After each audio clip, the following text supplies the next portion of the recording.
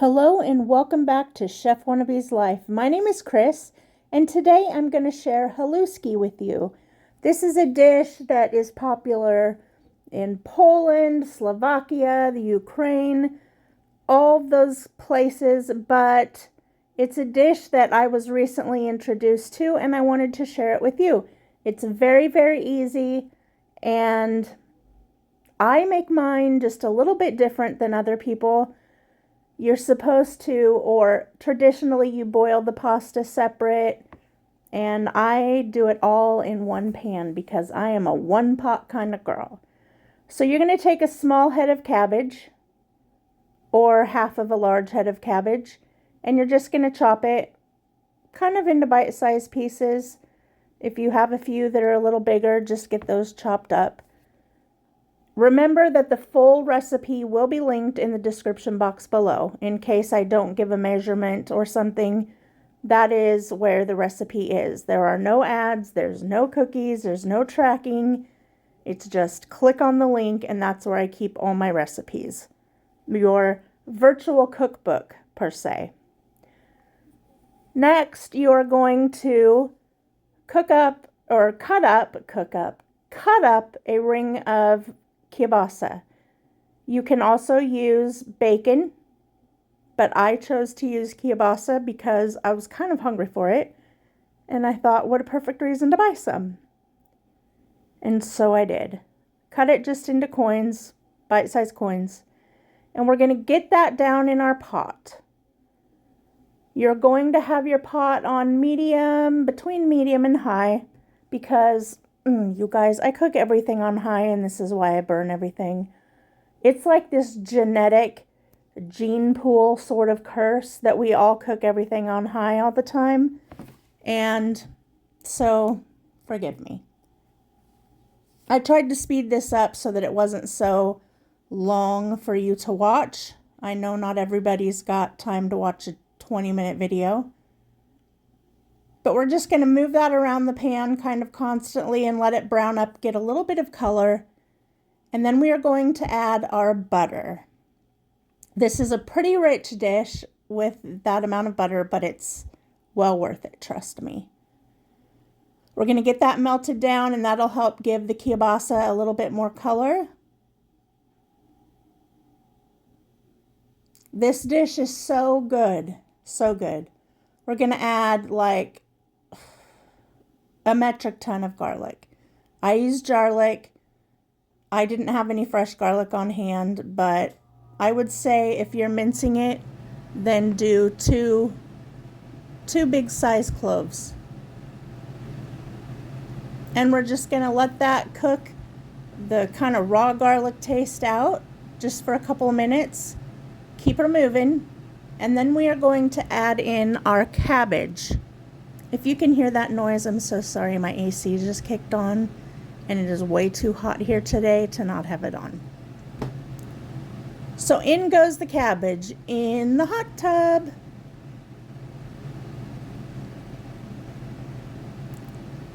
And the cabbage, between sauteing it in the pot with the kielbasa and it cooking with the noodles, is going to be perfection.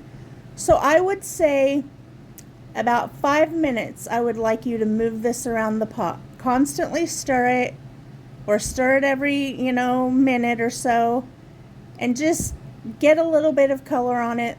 Let it start to wilt down just a little bit. This is not a difficult or long process to make this. It's just a little bit of steps. So don't be discouraged, or don't not try it because you think it's like this whole labor of love. No, there's really not. But when I'm just explaining it out step by step, it probably feels like a lot. Add salt and pepper to taste. There will be chicken stock in here, and there is kielbasa.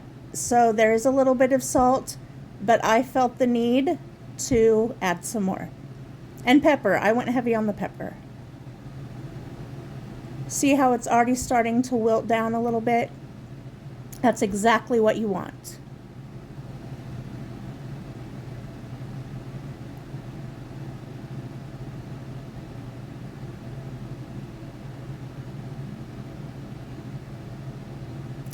Side note, I love this like spoon, spatula, wooden thing, and my husband can't stand to touch wood, so I have to hide it every time I wash it so that he won't throw it away.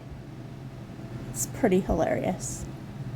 If I want him to stop doing something or to like whatever, if he's just antagonizing me for some reason in a playful way, I'll grab that spoon and act like I'm going to touch him with it, and it's flippin' hilarious. Anyway, back to the food. You can see how it's starting to wilt down, cook down a little bit, and get some color on it.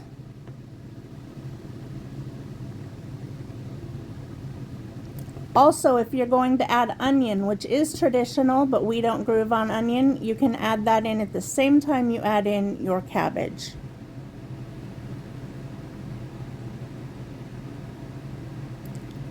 And if you use bacon instead of kielbasa, same thing. You're just going to cook it until it's crisp, take it out, follow the rest of the recipe, and then stir it back in at the end. I mean, you don't want it super crisp, but you know what? Just use kielbasa because it's really good. Next, I'm going to add in my 12 ounces of egg noodles. And I'm going to get these kind of stirred down in there so they get towards the bottom, because you're going to notice that when you add your chicken stock, it is not going to come to the top. And that's okay, because you're going to go in and stir it so often that all of the noodles are going to reach into the liquid at some point, and the steam from the lid being on will cook the ones on top. And your cabbage. I think I'm going to make this again, like soon, because I have another kielbasa in the freezer, and it's delicious. By the way, I ate that big hunk of cabbage during this point at some time during this point. Whew. It's important to keep the lid on, a tight-fitting lid, because that steam needs to stay in and cook the pasta and the cabbage. And you're just going to boil your pasta for the amount of time that the package directions call for. Every minute and a half or so, I would go in and stir this. Every couple minutes, whatever, you want to do. And that chicken stock just adds another layer of flavor that just makes this over the top, in my opinion. I loved it. My husband loved it. Of course, I love cabbage, so I knew that we were going to love it. So does my husband. I can't get the man to eat a green bean, but he'll eat a head of cabbage. It's pretty funny. It's pretty funny. The Midwest is getting to me, guys. Yep, I ate that piece of kielbasa too. The cook's gotta have her little snacks, her little snackety snacks.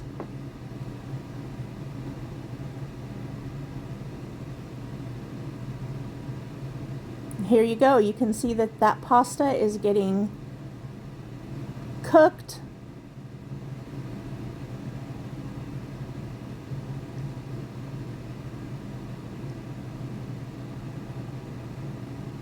See how that is? Num num num in your tum tum tum. Let me know if you think you would like this in the comments. Let me know, or if you've ever had it and how it was different than mine. Here it is, your Haluski. Delicious and easy and a one-pot wonder. I hope that you enjoy. Until we meet again, do not forget to eat good food. Bye, everybody.